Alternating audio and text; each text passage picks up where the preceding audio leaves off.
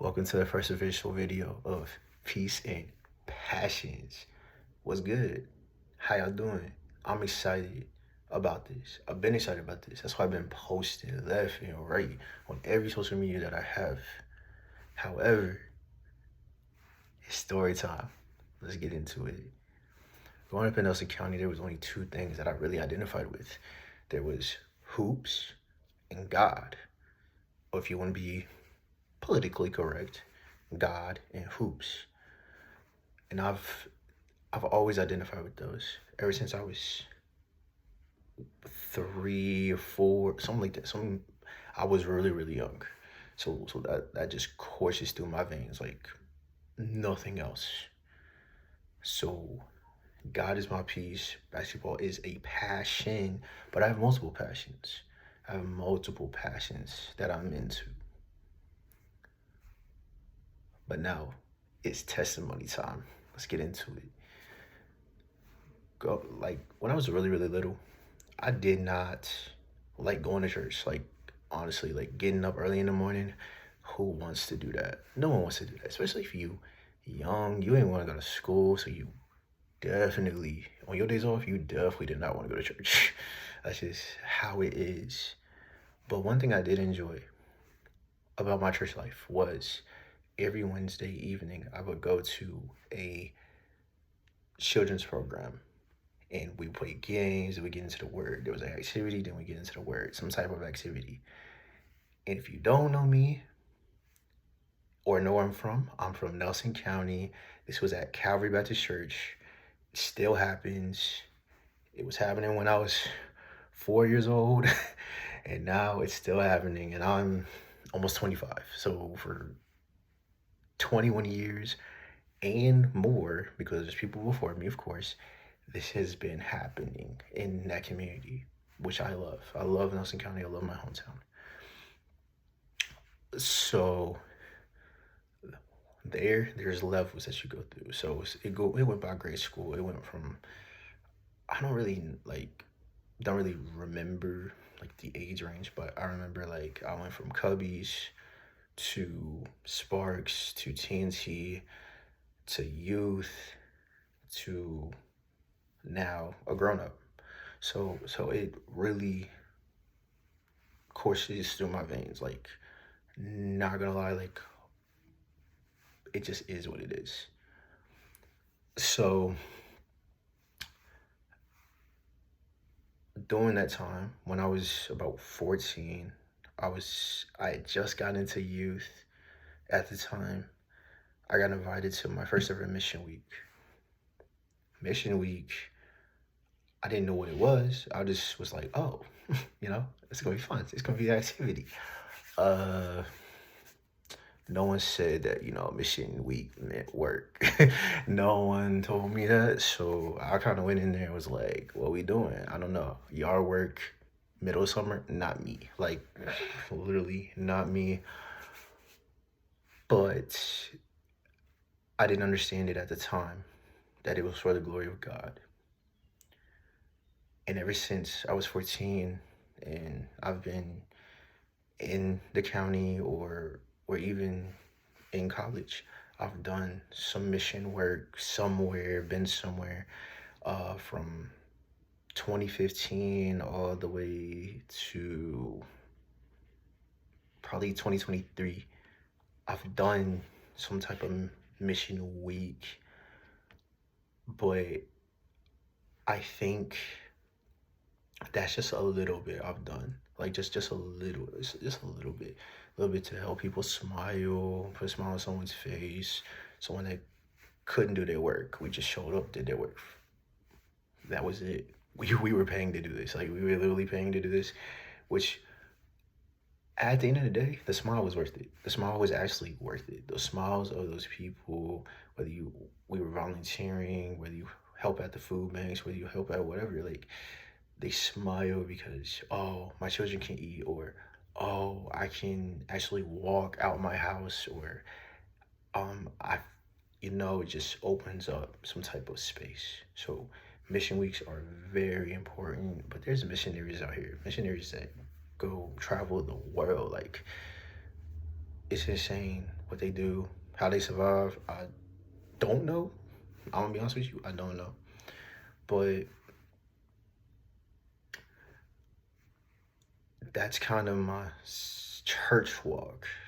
Now I attend Victory Baptist Church. So in Charlottesville, Virginia. If you don't know where that is, it's held at Walker Upper Elementary School every Sunday. And it's about to move because they just got a new building. Thank God, you know what I mean? So that's God moving. That's God's blessing towards that church and moving through his people, obviously. But now let's get into the nitty gritty of the testimony. So, middle school, I've been through so much, man. Like, I've been through financial struggle, I've been through family struggle, I've been through,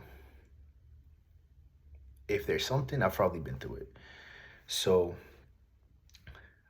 in middle school, I was bullied. But I I knew what I could take and what I couldn't take. I'm not an aggressive person at all. That's just me. I'm not aggressive. I try to just lay back. I'm chill. I'm not. No. But if I have to get aggressive, I will. I will get aggressive, and I don't want to. But if I have to, and that was the case when I was in middle school, I had to get a little aggressive um, to earn some respect. But I knew God was with me. I knew God was with me through those times. Um, I'm not gonna lie, like family, we all have those. We all have those issues. Have those issues messing with our inner peace, messing with our mental, messing like creating trauma and drama. Like it's so bad, it's insane. Boy, you gotta stick with it because they family. You gotta stick with it. And I understand like your mom did this, or your dad did that. But at the end of the day, those are your parents. Or your sister or your brother did that. At the end of the day, those are your brothers and sisters. You gotta learn to forgive those people, because at the end of the day, you walk away or they walk away, you don't know if you're gonna see them again. So it's best to rekindle that as soon as possible. As soon as possible, man. Now, financial struggle, man. Whew. Financial struggle, honestly, let's just get into it, man. Like, it's so crazy now, and I'm sure it was before, like for generations before us. I'm in my mid 20s, trying to figure out what I want to do, who I want to be, and I didn't really figure it out until last year, really, that I wanted to become a radiology tech. Like I had been out of school for like I've been going to school, but really knowing what I wanted to do, man, I did not know. I did not know at all until I moved in with someone that was a radiology tech, and I was like, wait a minute, I kind of wanted to do kinesiology. Then I got into, then I just went all over the place. I didn't know what I wanted to do after I don't have my kinesiology degree. Let's get that straight. I do not have that. After I went to Longwood University at the end of 2020, fall 2020, during COVID time, wrong time to go. Wrong time for me to go personally, because that's when COVID hit. And like I said, in Nelson County, it's pretty much all community. There's nothing to do really. There's nothing to do. We don't have much. We don't really have anything really. Like we got one stop, but like we don't even have a clothes store. We gotta get our clothes from Dollar General or a Family Dollar, or like if and if you can't find your sizes there, you gotta go to you gotta go 45 minutes to the next city, or in some cases an hour to the next city. Like it's insane. Like going to Lynchburg or Charlottesville, like we ain't got nothing. We ain't got nothing there, man. It's crazy. Like it is insane. Like, but that's what people do to survive. That's the community I'm coming from. We survive. We try to survive. We try our best. We we humble ourselves and knowing that we can do better. But some of us are just like, hey, we're here. I don't see myself doing anything better, and we stay. That's just how it is. Personally, not me. For my family in Nelson County and all my friends and people I know, everybody that I know, me personally, I can't do that. I'm sorry. Me personally, I can't do it. I'm gonna try to enjoy my life as much as I can, as much as possible as I can. So, um, yeah, man, God is so good. God is like, you can't even describe how God affects you, the type of joy and life that you receive when you live through Him. Like, it's hard to describe it because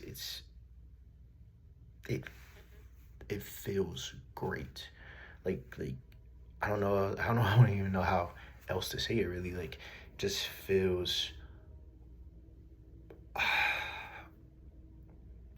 say say for instance, right? It's like every day, like you have someone in your corner. Like, say if this is a boxing match, you know what I'm saying? Like you saying this, you boxing match, you got God in your corner. You realize how many times you gonna win, bro? Bro, you going undefeated. Like, you can battle anybody and go undefeated. Like, that's literally like what it is to have God there, man. It's so incredible, man, and I'm so blessed. I'm so blessed. Um, Man, most testimonies go through timelines. So here's my timeline, man. So 2020, COVID hit. I got into Long University. Did not do my work. I'm hooping, bro. I ain't growing up in Nelson County, bro. Closest hoop to me, indoor facility, was the school, and you can't access that 24/7, bro. I can access this 24/7. I was in that gym so much, I ruined my studies. I'll be honest with you, I ruined my studies just based on basketball alone. I let my passion get the best of me on that one. I'm gonna be honest with you. You put homework or basketball in front of me, I'm choosing basketball. That's just how it is. That's how it was then. Let's just say that. So then 2021, I took a gap year. I worked two jobs, two part-time jobs in security at RMC events and Rhino Sports. I did that for a whole year. Great year. Great year. Spring of 22, fine. Great. Fall of 22 is when things started getting a little weary, a little weird for me personally, and particularly November 2022. So at the time, I wanted to keep my part-time job at RMC. I had left Rhino Sports because I was driving from Lynchburg to Charlottesville. If you in Virginia, you know that's far. You know that is far. I was like, okay, bro, I gotta choose one, and I started going to classes in spring of 2022 at Piedmont Virginia Community College, and I was like, well, I can stay at RMC and I can go take classes at Piedmont.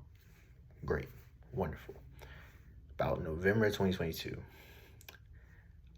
I had started a work study job, a plus my security job, and then plus my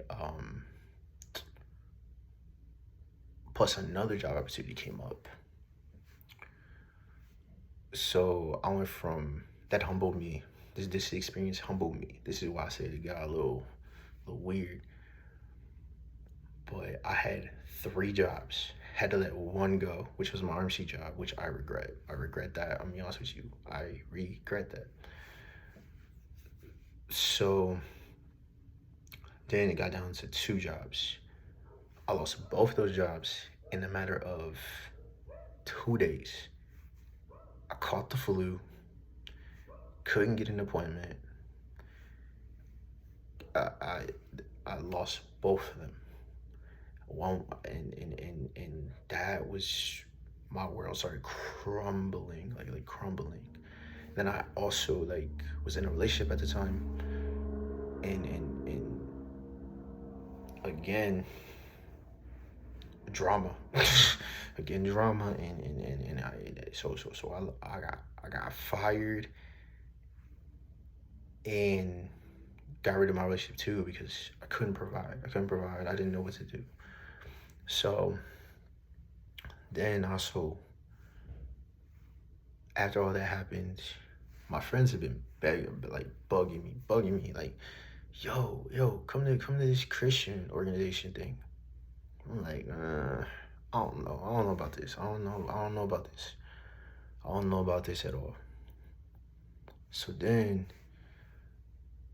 I got introduced to Chi Alpha, which is a worldwide fellowship, Christian fellowship. They're everywhere, apparently. they're in JMU, UVA, VCU, Longwood, you name it, they're probably there. So started going here 2023, springtime, great. I went to Philly for my first time. I started there was also like a little basketball tournament which I loved, like all of this, like it started up great. Like 2023 was great. I went to had my first ever spring break trip, which was also a mission week outside of Virginia, which was in North Carolina, which I loved it. It was a great trip. And then in the summertime, I went to another Christian conference in North Carolina called SICM, which is another um Chi Alpha promoted thing. So things are going great. Things are going wonderful spiritually, mentally. Money wise, still not the best. Still not the best. So then I get a job in August. So then I get back with that same person I was with. And spiritually,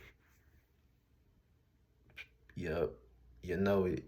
Spiritually started going a little crazy. And I had a lot of pressure on me. I became a leader in that Chi Alpha Fellowship. There was so many things going for me right until I did something that jeopardized all of it, and it cost me both my relationship and my leadership. It cost me both in a matter of days, man. Like I was like, bro, I can't catch a break. So then from then on, man, it's just been life is hard. Don't get it twisted, but I've had blessings come my way too. I know that was a long stint, but I've had blessings come my way. So in 2025, just last year, actually, no, let's go back a little further. Let's just say fall of 24. So I have to overcome a certain situation I'm in, and I don't have the funds to overcome this situation. So I have to do something that I thought I'd never have to do in my life. I'm only 24 at the time. Only 24. No. Yeah. No, 20. No. Yeah, I just turned 24. Just 24 at that time, and I had to file a Chapter 7 because of something I'd done in 2022. Man, and I was like, yo, what is happening, bro? So I had to do that to save myself from total just destruction. Like, so bad, man. It was horrible. I'm like, yo, how am I gonna afford this? Like, I don't have no idea. Like, what? How am I gonna pay this? But then God provided. I got notified, yeah, probably a couple months before, like, I would say March of 24, that they were coming after me for such and such amount of money. I'm like, bro, how am I gonna do this? And I'm like, bro, I'm a college student. How am I gonna do this? I don't know how to do this. So then fall hit. Fall of no. Spring of 25 hits. Winter of 25. No, winter of 24. Winter of 24. Around Christmas time. I'm like, bro, how am I gonna afford this? I'm going crazy. Like, I don't know. I just knew, like, I was like, bro, I gotta get a lawyer. Like, I gotta get a bankruptcy lawyer. Like, I don't know how I'm supposed to do this. Like, I have no idea. Man, God provided, yo. I don't know how my refund check from my classes was enough to pay that lawyer, man. I'm trying to tell you, bro, it's been a road. It's been a crazy road. Then later down the line, 20, if you know me, I had a car in 2022, which was the main reason for that bankruptcy. Then I had another car that lasted me for about a year and a half. It started having issues, crazy issues, like, and then people trying to rip you off. These mechanics, bro. These mechanics try to just rip you off, bro. Just do it yourself. Just do it yourself. Don't. If you trust, if you've known them for a long time, keep going. That's all I gotta say. Don't try to go to nowhere new. Keep going. No multiple. No multiple. That's my advice for that. So I'm spending $1,200 into this vehicle. I'm still having the same problem, same issue. I'm like, yo, what is happening? So at the end of the day, man, I was like, bro, I just gotta get something new. But as I just said, I filed for bankruptcy. How am I gonna get a new car? I don't know how I'm supposed to do that. God provided again. He provided again. Man, I drove this busted up Saturn from Shawsville all the way to Roanoke. Thing is burning smoke all the way, like all the way through, man, like crazy. Then we go to, then I'm like, yo, man, I need something. Where can I get a car? 10 minutes down the road from me is a dealership that was willing to pay me the same amount I pay for the car. What? So my car is about to basically explode, and you want to give me, you want to give someone else my problems. And how much is this going to cost me? $2,000. I got you. Here it is. Get it? I get a 7 years younger car, which is really reliable. Gas mileage, insane. Yo, when I say God is good, man, I know there's only a couple indices of God being good, but God is good, man. There's been times where I didn't know if I could eat. I didn't know where the money was gonna come from. I didn't know how I was gonna get there or do this or do that. But God has provided. God has provided for me and for you. So for me to attest to this, man, and I'm a witness. God knows you. God loves you. God sees you. My brothers and sisters, keep our heads up when our back is against the wall, because God will provide. God will provide for anything and everything at the right time. But if it's not the right time, he's not going to provide. Trust and believe. Worrying is just the world telling us, man, this is going to be bad. When in all reality, it's not that bad. It's really not that bad. Oh, I can't pay this bill. Oh, I can't do this. I can't do that. It's not that bad. You just don't have the resources to do it at the time. And sometimes those people that are in control of that won't listen to you. So what can you do? They just rage bait you. They just mess with your head. They play mental games. They don't really care, bro. No one really cares about what you go through, because everybody goes through something. So they just, oh, it'll be okay. Don't worry too much about that. But your perspective is, oh, wow. How am I gonna, bro, I'm cooked. How am I gonna do this? That is the different perspectives, man. When you're in the fire, you feel it. When they're in the fire, they feel it. But when God is in control of the fire, no one feels it. No one feels it at all. He blows it out. Not a burn. No clothes on fire, no nothing. You good. You good. So that's my testimony for y'all. God will provide. Even when you think you have no other choice, God will provide. For these, ever since 2020, I've had something during the year where I'm like, man, I don't know how I'm gonna do this.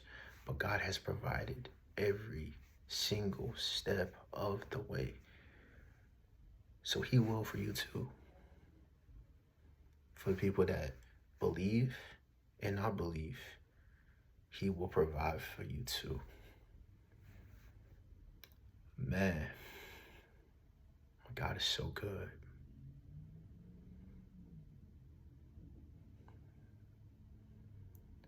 Yes. And the podcast is not just a testament to him, but a testament to anybody that doesn't think God exists. I'm gonna ask you one question. When you going through something, I don't care what it is. I don't know whether it's you don't have nothing, you want someone, you don't know what to do in a situation. How many times does those situations work out? Think about it, bro. How many times do they actually just sit and they linger? And then also, when you get through that situation, what's the first thing you say? Thank God. Or, oh my goodness, that was close. Oof. Goodness, goddess, same thing. But yeah, you know what I mean? That's the testimony. But I want y'all to stick with me, because now I'm about to flip the script. Talk about so much madness. Here we go, man. Yo, I don't know what is happening. like honestly, like teams beating teams that they shouldn't beat. Like, I got lucky enough to pick UConn to beat Duke. I'll be honest with you. I did. I got lucky enough to pick UConn in my Final Four because that was a really detrimental to my bracket, man. I don't know. I don't know about anybody else, but I thought Duke was gonna beat them. I'm not gonna lie. I got nervous. That was one game I was nervous on. Um, Florida loses to Iowa. Like, come on, yo. Like, Florida, are you serious right now? Like teams that have made it. It's every year that a team makes it that you don't think makes it, but Florida scored 114 points the first game, and then lost in the second round. Bruh, come on, y'all. Like, let's be serious about this, right? Like, let's be serious about this. I'm going for Arizona to win the whole thing. I'm hoping that they do. This is how it is. Now, let's get into the NBA portion of this. We all know that Bam Adebayo scored 83 points, right? But the problem with that is it's against the Wizards. And I'm a big advocate of Kobe Bryant. I'm a big advocate of Kobe Bryant. And the fact that you're comparing this man's 83 to Kobe's 81 is crazy to me. Crazy to me. Because the Wizards, matter of fact, are not even full strength. Trae Young was hurt. Who else? AD, he out for the whole season because of his finger. Like, no, bro. No. First of all, no. Y'all disrespect Kobe, bro. I don't know why y'all disrespect Kobe, because Kobe is one of them ones. Like, what is happening right now? That's insane that y'all even put Bam's name next to his. Even though 83 is 83. I'm not going to lie. 83 is 83. But putting his name next to a great one is insane. Is insane. Because the level of competition was different. That was 20 years ago. 20. The rules have changed constantly. The rules ain't same as they were last year or the year before or the year before that. So definitely 20 years ago, it's not going to be the same. So people that are making these, Bam scored 83. Okay. I'm still me saying Kobe every time I shoot. That's just how it is. That's just how it's going to be. So, and then we got people that are, he scored Rob Dillingham, I think his name is. He scored 89. He done this. He done that, bro. Y'all, that ain't nothing. Kobe shot that ball consistently over them 4 quarters. Consistently. That's the difference. These other guys, man, they shooting crazy amount of shots and hitting a little bit of them. Taking most of the possession in their own hands. It ain't takeover mode. It's waste of time. It's just not takeover mode, bro. It's not. It's just not. Me personally, me personally, no. I can't do it. I can't deal with that. Basketball is a passion that I've had since, like I'm gonna reiterate, like earlier, since I was like 3, 4. Man, I love being on the court. Even now, I get games at night. Even now, I love being on the court. That's how I build relationships too. Like that's just how it is. You build your relationships with whoever is on that court because they know that if you can ball, that's your brother, your sister for life. That they call you, hey yo, we hooping. You coming, bro? You hooping.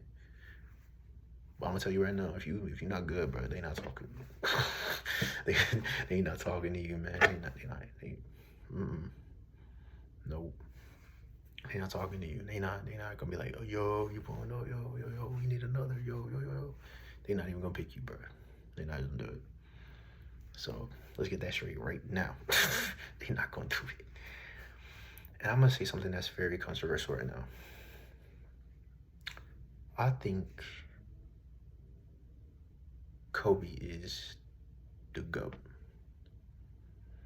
The only, well, actually, I can't say that he's the only person to have multiple championships in the era of Michael Jordan, and face them both. Actually, I can. Tim Duncan never faced Michael Jordan. Well, not the Bulls Michael Jordan. He faced the Wizards Michael Jordan, I believe. But saying LeBron is the GOAT, even though I know like people gonna be like, they're gonna be flaming me for this. He is not. He is not. There's no, I don't think there is a GOAT of an era in basketball. I don't think there is a longevity GOAT, because if that was the conversation. Oh, Bill Russell, he not in the conversation. Kobe, not in the conversation. Kobe not in the conversation, but Steph Curry is. Scratch that, LeBron is. They keep talking about, this person and that person is. This person had this many Hall of Famers. This person did not have this many Hall of Famers. It don't matter. A ring is a ring. A ring is a ring, bro. I'm reiterating. A ring is a ring. So whatever rings you have, you should be. Oh, there's multiple people that have more rings than Michael Jordan, but yet we still consider him the GOAT. Is it because of impact or because of branding?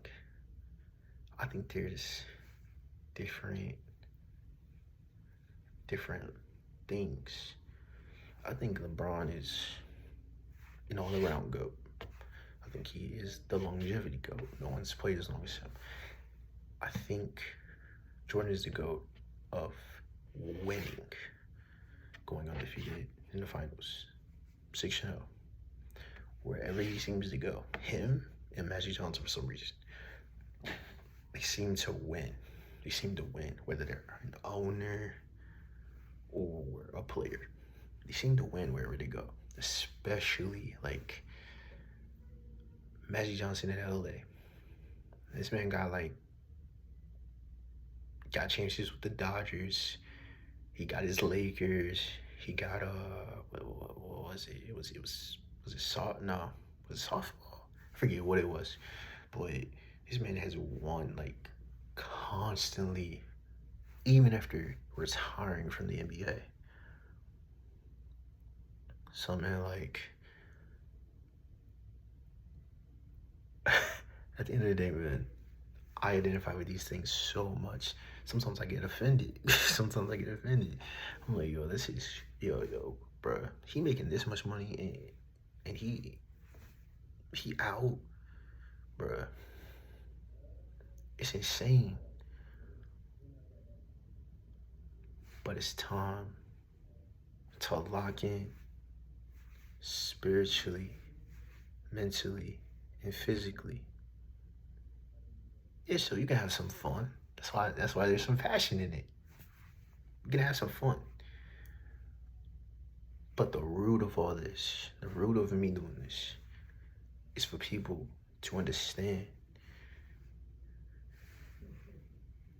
your peace should come before your passion. Your passion should have a little limit, but your peace, at the end of the day, is gonna carry you all the way through. God will provide. but I love me some basketball. That's just how it is. That's me. I feel as if God will provide. And basketball has just been in my life for so long that I'll probably be in it for the rest of my life. And just like that has been a part of my life for almost 25 years. God has been a part of my life for those 25 years.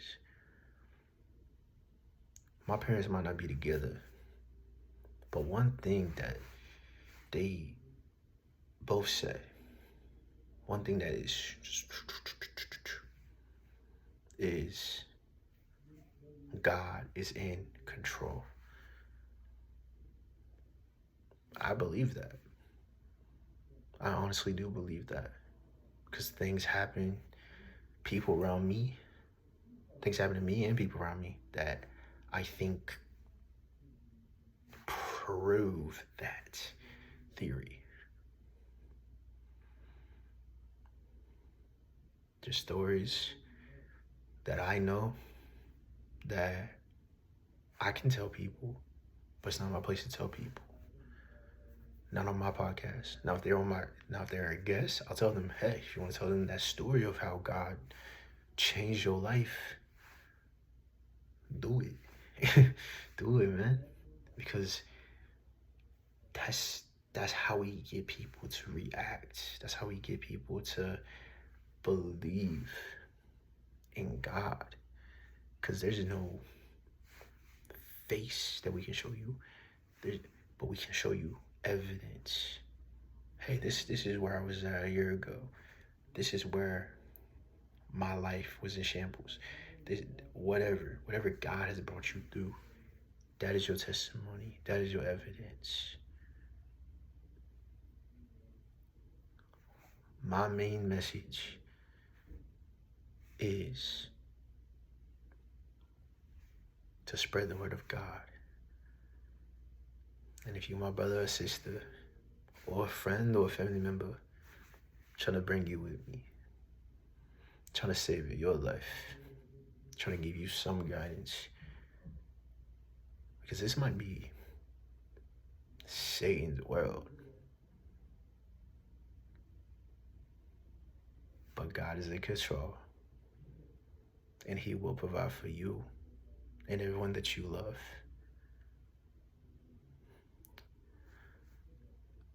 I'm about out of time, so love y'all. Peace.